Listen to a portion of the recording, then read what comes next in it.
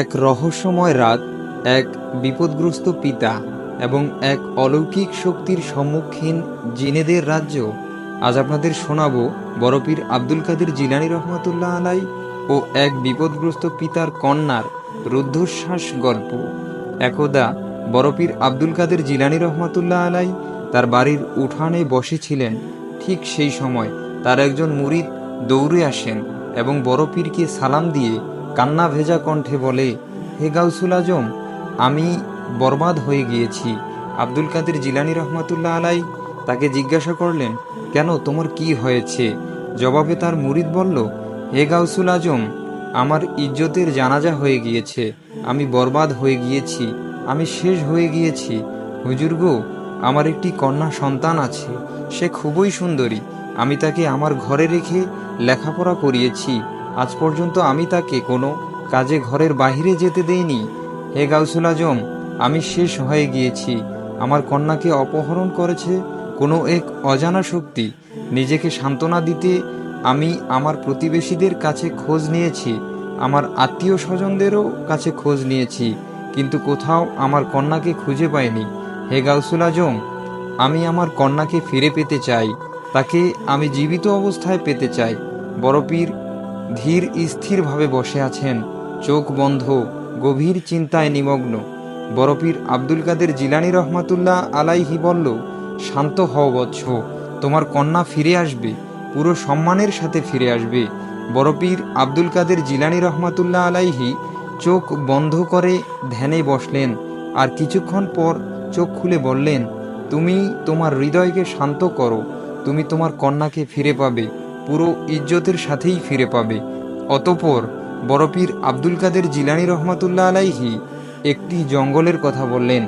ওই জঙ্গলের কথা শুনে বড়পীরের মুরিদ আঁতকে ওঠেন এবং সে বলে, হে গাউসুল আজম, এটা তো অনেক ভয়ানক একটা জঙ্গল, সেখানে তো দিনের বেলাও কোনো মানুষ যেতে ভয় পায়। জবাবে বড়পীর বললেন, হে বৎস, তোমার কোনো ভয় নেই, তুমি জঙ্গলে চলে যাও। সেখানে প্রথম ও দ্বিতীয় ঘর অতিক্রম করে তৃতীয় ঘরের সামনে দাঁড়িয়ে সূরা ফাতিহা পাঠ করবে এবং বৃত্ত এঁকে নেবে। যাই ঘটুক না কেন, বৃত্তের বাইরে যেও না। একথা শোনার পর তিনি জঙ্গলের দিকে রওনা হলেন। অতঃপর পিতা জঙ্গলে প্রবেশ করে। চারপাশে ছায়ামূর্তি ভেসে ওঠে, ভয়ঙ্কর আওয়াজ হয়, কিন্তু সে নির্ভীক। পিতা বৃত্ত এঁকে সূরা ফাতিহা পড়তেই বিশাল আকৃতির জিনেরা হাজির হয়। আগুনের মতো চোখ, ঝড়ের মতো আওয়াজ। তারা হামলা করতে চায়, কিন্তু বৃত্ত পেরোতে পারে না। জিন বলল, হে মানব, তুমি কে? বড়পীরের মুরিদ বলল, আমি বড়পীরের আব্দুল কাদের জিলানী রহমাতুল্লাহ আলাইয়ের মুরিদ, আমার কন্যাকে ফিরিয়ে নিতে এসেছি। হঠাৎ পুরো এলাকা কেঁপে ওঠে, ধুলো উড়ে যায়। বিশাল দেহি জিনের বাদশা ঘোড়ায় চড়ে বসে আসেন। জিনের বাদশা বলল, বড়পীরের নাম শুনলেই আমাদের শরীর কেঁপে ওঠে। কন্যাকে খুঁজে আনো।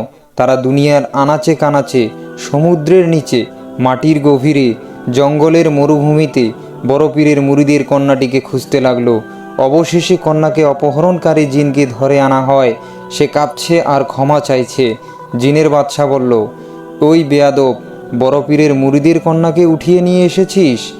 এই বেয়াদবটার মাথা ঘাড় থেকে আলাদা করে দাও এবং একে নিঃশেষ করে দাও, আর বড়পীরের মুরিদের কন্যাকে তার বাবার হাতে তুলে দাও। এক বিশাল দেহি জিন এসে শাস্তি কার্যকর করে কন্যাকে সম্মানের সঙ্গে পিতার হাতে তুলে দেওয়া হলো। জিনের বাদশা বলল, শুধু মানুষ বড়পীরকে মানে না, আমরাও তাকে মানি, তিনি আমাদেরও হাকিম। পিতা কন্যাকে নিয়ে বড়পীরের দরবারে ফিরে আসেন, আনন্দ ও কৃতজ্ঞতায় কাঁদে। হে গাউসুল আজম, আপনি সত্যিই অলৌকিক শক্তির অধিকারী। বড়পীর আব্দুল কাদের জিলানী রহমাতুল্লাহ আলাই বলল, আল্লাহ যার রক্ষক, তাকে কেউ ছিনিয়ে নিতে পারে না। চোখ বন্ধ করে বড়পীর দোয়া করলেন, আকাশে নূরের আভা ছড়িয়ে পড়ে। এই ছিল বড়পীর আব্দুল কাদের জিলানী রহমাতুল্লাহ আলাইহের অলৌকিক কেরামতি।